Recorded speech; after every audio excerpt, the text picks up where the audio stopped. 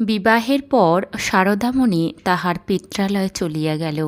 2 বৎসর পরেই গদাধর দ্বিতীয়বার শ্বশুরালয় জয়রামবাটিতে আসেন।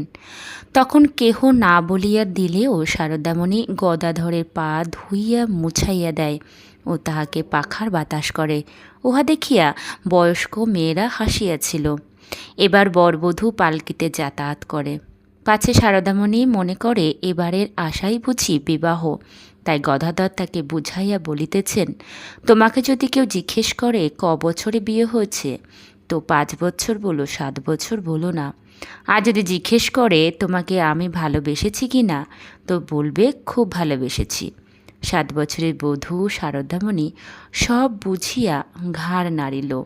এই ক্ষণিকের মিলনের পর গদাধর ফিরিয়া গেলেন তাহার সাধনা মন্দির দক্ষিণেশ্বরে।